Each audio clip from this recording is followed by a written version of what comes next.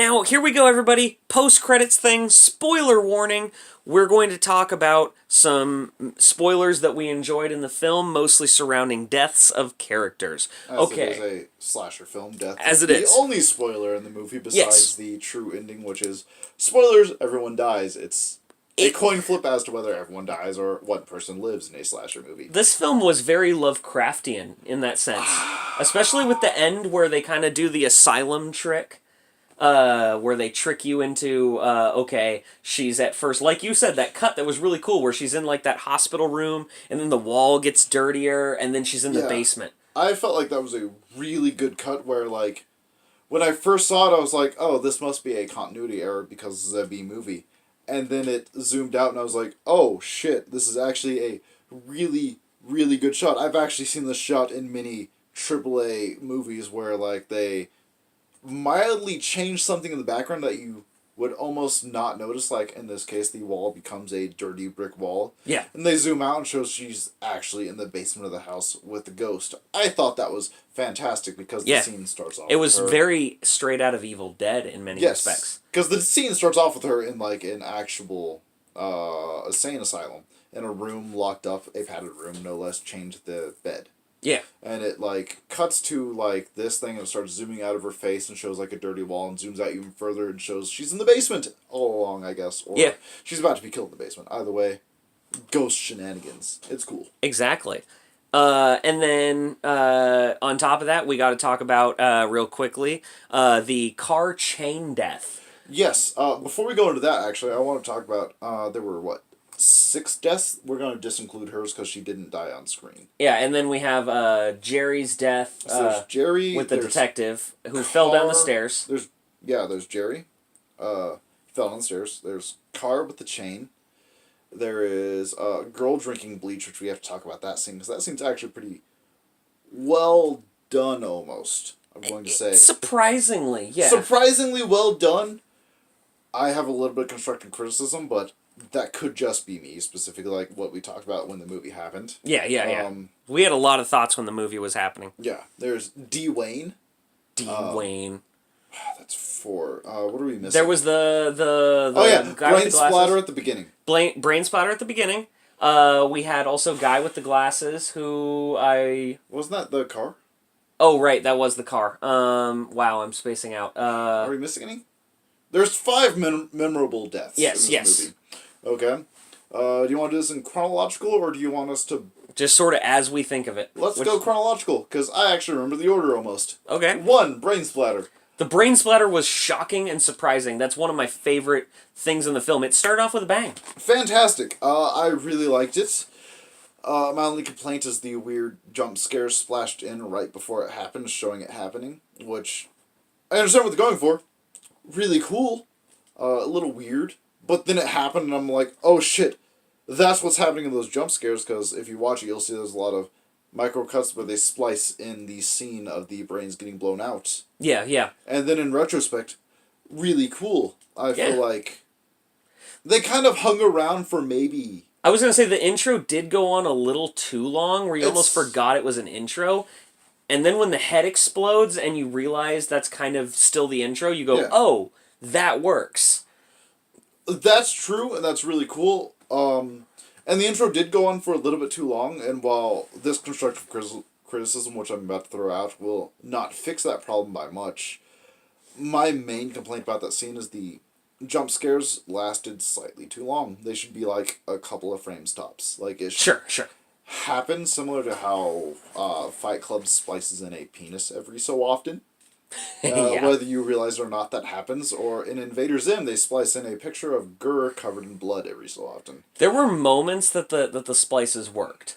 Yeah, no, like when it first began, because these splices started 1 frame, and then like 3 frames, and like 5 frames, and 7 frames, and they slowly got longer. There was definitely a pattern to them. There was. I felt like they should have all been really fast. It shouldn't have been showing the same scene over and over, because it started out with the brain splatter, then it showed a little bit before, then it showed a little bit more before. Yes. What it should have done was show, like, either A, brain splatter, next scene, a little bit before brain splatter, but not brain splatter. Okay. A little bit before that, like, slowly having the brain explode out in reverse order, similar to Memento. Sure. Or flip that and I mean, all of these are like, I'm going to call smash cut to smash cut so you just don't notice it happens. It's really fast. Sure. Makes you go, what? Where it goes like, leading up to brain splatter, leading up to brain splatter. Each scene having like a little bit of brain splatter in it up until the brain hits her. And then they ignore it for a solid 60 seconds, then it happens. Sure, I feel like either of those two would have been much stronger than what would have happened. Either way, though, squibs were on point. That brain splatter was amazing. That death was great. And the criticisms we gave there were actually very minor criticisms, in my opinion. It was honestly only towards the weird cut-ins. It's when they tried to... I'd say that it worked on its own, but when they tried to make it weird, it was less weird. Yes. It was like, because you could tell they were trying to make it weird, but when they just did weird on their own without realizing it, it actually nailed it. Yes. And so, like, also when the brain explodes in that scene, I completely said, "Oh!" Like I had a reaction. Oh yeah, you jump back. You're like, "This is fantastic." Yeah. I looked at it. While I may not have had a reaction, I realized, "Holy shit, this is really good." You can see a chunk of the skull. You can see a piece of the brain. You can see more skull fly off to the side. You can see more brain fly off. There was like a chunk like this big, and it just. I can't stress the squibs were on point right there. That was fantastic. Oh God, yeah. RoboCop level of squibs in that scene. That was great. And we also should jump forward to the car chain scene. We're getting there. Also, D. Wayne. D. Wayne is the second death of the movie, I believe. Pour one out for D. Wayne. I wish I had full beer bottles. I would dump one out on my carpet right fucking now for D. Wayne. Oh God, I love D. Wayne. He shows up, screams out, "This is America. We have laws here. I own this place." And you know what? I actually thought at first, because there were a couple audio issues, that he said, "This is America, we have balls here." Oh, yeah, no. And I genuinely thought about that, and I was like, you know what? That line works either way, whether we have laws here like, we got or balls here, I'm about to blast your ass, or we got laws here, you get out of my house. America. And it's just like, D. Wayne. D. Wayne was great. Fantastic. And, like, he even, like, pulls out his gun out of the car, goes down to the basement to... I don't know why he's, like, clearing the house with his gun, because he does do some proper clear where he with 2 rounds of ammunition. Only 2 rounds, 1 chambered. He does properly clear corners, much like Aliens tells you to do, where he turns, points, and points his head at the same time to turn the corner. Yes. I will give credit to that. That was fantastic. But I digress. Ultimately, the ghost... it's Ghost. It's Ghost. Yeah. Like ghost demon thing. Either way. She makes him shoot himself in the gut. He manages to crawl himself up these stairs. And then he shoots himself in the face. This is not an amazing death. This is not a poor death. This is a much-needed death for the slasher genre. He has a gun. Yeah. He is by himself. There's a ghost. He has to shoot himself. I would have been curious to see how they could canonically beat Hei'an. I would like to see that too. That ultimately ends up to the end where it's a coin flip as to whether everyone lives or dies. I do like the ending where, spoilers, everyone dies. It's one of those movies where... Except for the girl that we don't know if she died or not because she's in the hospital bed. Just cuts to credits. Yeah.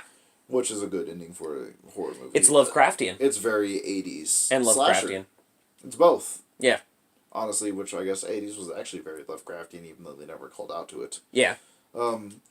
Either way, I digress. So that's D. Wayne's death. And the car chain death, which is the one... We'll get there in a second. Did car chain... Car chain happened first, then girl in kitchen? Yes. Okay. So car chain... Car chain is probably on the top of my list for deaths in this movie, honestly. The car chain, it built up wonderfully. The tension... Built up good. Yeah. Had snappy one-liner. It played out well. It had, I'm going to call it a goofy ending shot of the scene with his head on the ground. You could tell it was almost deliberate. It felt very deliberate because he was on his ground. He was just like... Yeah, that part, yeah. I forgot the mouth part with the... Yes, that was... It felt very deliberate, as if it was goofy and playing into the B-horror standards, which is this. At that point, they're owning up to what they know, that they're a B-horror movie. Yes. Like the Grindhouse stuff. But all in all, that scene was fantastic. Like, guy slowly gets out of car, which is convertible, and guy is in a leather blazer. Yep. Hipster horn-rimmed glasses with tortoiseshell plastic or whatever, I don't know what it's called. has a beanie on, like slightly off-kilter on the back of his head. Walks out of his car because Ghost controls him, of course. Walks over to van, pulls out chain, walks over, ties chain to lamppost, ties chain to neck, gets into convertible, and just slams the gas and rips his head off. That is actually a death I have 1, never seen, 2, never envisioned, and 3, never even hoped to see. And this is coming from a guy who, on my bucket list of horror movie deaths I've always wanted to see, includes a man having a bone ripped out of his body and stabbed to death with it. Thank you, Hulk. When he fought the Abomination, I think that was the second Hulk movie, the actual canon one. I think. Fantastic kill scene, by the way. Sure. But I digress. That scene was fantastic. I did not know I needed that in my life. That was great. And it ends with him, like, sitting down in the car with the chain around his neck and be like, but the chain will scratch the paint. And then slamming on the gas. Yep. It was such a nice touch. That was probably my favorite death. Maybe the guitar, but guitar was really good. We're getting there. Guitar was really good, but the car chain scene just keeps coming back to me. It's either 1 or 2. It plays up to that B horror vibe. I want to say as a death, it's 1. As a scene, it's 2, because the guitar death has more leading up to it. And I'd say the cinematography was better. And it has a lot of character development in that scene. Yeah. We'll jump to the guitar scene because we're running out of time. But after this next one. Yeah, the guitar scene. Girl in kitchen. Oh, right. Girl in kitchen with the bleach. Girl in kitchen with weird bleach on counter. Knives in the background. Many things to kill herself on. And a lint roller. We actually sat there and I called out, so whose bets on what for killing her? You said what? Knives? I said knives. I said bleach. And my brother said that she's gonna smash herself on the bank. Oh, on the oven. Had a piggy... On the oven. Did you say oven? Yeah, he said oven first and then joked piggy bank. Okay. Smash yourself on the oven. Yeah. And the entire scene's just like this really slow crawl out to and like... You could see us as like those like 1890s time period gamblers like screaming out like We're how like, she's gonna die. God. We're like, oh my god, she's gonna die. Come on, you're walking to the bleach.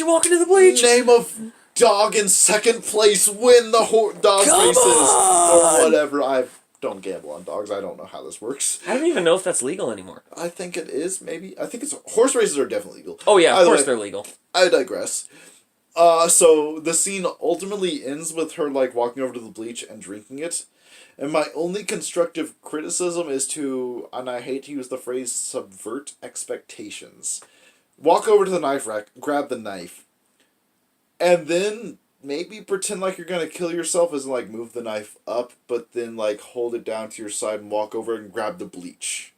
Stab the knife in the side, let go, grab, uncork the bleach, hold bleach up to your mouth, pull knife out, and shotgun that bleach. That would have been a really cool death. But like, that can't be a criticism, because that's just what our own messed up minds came up with. Yes, this is not necessarily criticism as much as it could have been more innovative to the genre. I've never seen this, and that would have been really cool to see, is what I'm saying as well. But either way, that scene is memorable. That scene is great. And now we'll go to, real quick, the guitar scene. The guitar scene, which we talked about earlier with the weird jump cuts. Beautiful cinematography. There were some weird jump cuts, but overall... Good lighting, actually. Great lighting. And there was just one shot that was too awkwardly close up. Which one was that one? That was like where oh no, I think that's after he did all the... shot framed like this. Oh no, that was before the death scene. That was when she was still there and she still says stiletto. Yeah, it was still all in the same relative time frame though. Same relative time frame, because this movie takes place over 2 days. I would say 2 to 3 days. I wouldn't say it's about 2 days. But yeah, that scene was a little awkward. Also, in the micro jump cuts, they have a couple of micro jump cuts that were woefully unnecessary, as in he has already gotten up, and it, like, cuts out, like, a couple of frames of him picking up the guitar, so the guitar is suddenly in his hand. Yeah. Aside from that... Yeah, no, that scene, though. Great. Like, killing... At first, when we joked that he was going to light himself on fire with Bud Light... I thought he was going to light himself on fire, covering... Because he dumps Bud Light over his head. And this is an alcoholic beverage, and everyone knows alcohol is flammable, but Bud Light might as well just be water flavored like alcohol. I thought they were going to try to say Bud Light is alcoholic and light himself on fire. But then they went an extra step further, covered himself in the Bud Light, walked over to the electrical socket, dumped it on the electrical socket. The entire time he's holding his guitar by the horn, which is the weird hooky part that comes up on an electric guitar that is not touching the strings, because the strings, I believe, if you push down on them, touch onto the pickups. I don't remember. Which is attached to an electrical line, and I mean, I've only vaguely studied electricity.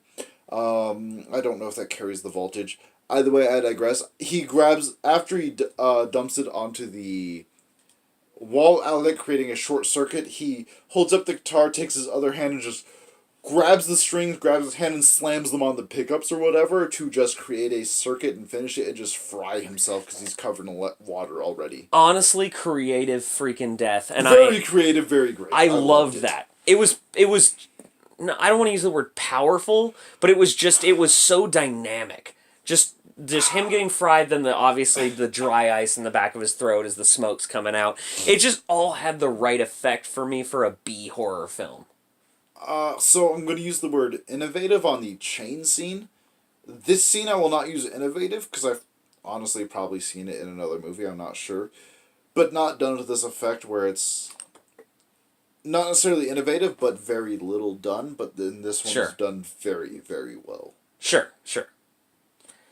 I was going to say, are we going to touch on any other spoiler-related deaths? I mean, the final death of the movie with Jerry falling down the stairs 14 times. Oh yeah, that's right. Jerry, there's a Jerry on the. It was something like that. Yeah, on Jerry falling down. He had to fall down the stairs a bunch of times to do takes on this one scene of his death, and I can just imagine when I was watching that going, ow. It looked painful. It looked like, and when he does the whole officer down thing, he has this like pitch in his voice that I'm like, you're in genuine pain, my dude. I would compare that to Jim Cotta. You remember the scene where the guy rolls over the cop car because he can't do Dukes of Hazzard, gets shot and shoots up. I compare it to that and a movie you haven't seen that we'll watch later, Band of the Hand, where who is Morpheus in Matrix? Oh, Lawrence Fishburne. Lawrence Fishburne is in Band of the Hand, and he fucking kills it when he gets shot, flings himself back on a car, and then slams himself into the car, and I can tell he gives himself some bodily pain. It happens. Jerry Murphy does this by falling down the stairs. He committed. He committed out of this scene, and I love you, man. An innovative death, or even because he stabs himself. This is not an innovative death, and I don't want to say this is not a good death. Okay, can we emphasize the the lighting was great on the scene? Oh, it's done really well. The lighting is good because it's not with a filter to turn it black and white. The lighting is actually black and white somehow. Due to the hard lighting. Yeah, it's really good. Yeah. And while the cinematography isn't perfect, it still conveys what it's needed, and it's a simple death, but it was effective because it kind of just all hits home at the end. It all just hammers through at once. I feel like if this character was in the movie more, death would make it to my top list of deaths, because we got because it's very similar. I'm going chain, guitar, bleach, and then maybe him and Dwayne tied. It's very reminiscent, in my opinion, the death-wise of Alfred Hitchcock's Psycho, when the private investigator goes upstairs and Norman Bates stabs the detective, and the detective or the private investigator falls down the stairs. Wait, is that the movie where the main character finds the girl, dyes the hair to match his ex, and then all that stuff, and makes the girl into his ex? No. Oh man, we gotta watch Psycho. Okay, so anyways, for those of you who watched Alfred Hitchcock's Psycho, I might have seen that. I just don't want to. I hope you have, because it's kind of one of the greatest movies of all time. Pretty damn sure I have. But it's very there were certain shots in that scene that I'm like, that is definitely an Alfred Hitchcock scene. Oh, there were shots in this movie where we both called out this is Alfred Hitchcock as fuck. Yeah. And there are scenes where and it's usually with Jerry. Wes Anderson as fuck, too. Yeah. Wes Anderson, it's as if Wes Anderson and Alfred Hitchcock directed a movie together in that sense. Quentin Tarantino a little bit. With a low budget. He's got some innovative deaths, and Quentin Tarantino's good about that. Yeah. And Jerry's death, I It's not innovative, but as- it's definitely a trope, and it's definitely required, like, Dwayne's. especially as the detective, I would have loved to see him more throughout the film. Yes. So where we see him in the beginning saying like, oh, hey, there's these murders. Oh, hey, here's this. I would love to have seen that because his character is very interesting from the moment he hits. And Like he's I very said, late in the film. We go back to Partners, where Partners begins with just the two titular partners at a crime scene with no backstory, and then we get backstory about the partners. Like, I feel like if this was shot like Partners, as in a just Lethal Weapon kind of movie, not ranking it up with Lethal Weapon, because Lethal Weapon's kind of perfect. Yeah, of course. When we make comparisons like this, we're not saying they're on par with that. We're saying It's similar with a B-movie vibe. It's a very familiar vibe. So, guys, gals, and digress. everything in between, yes.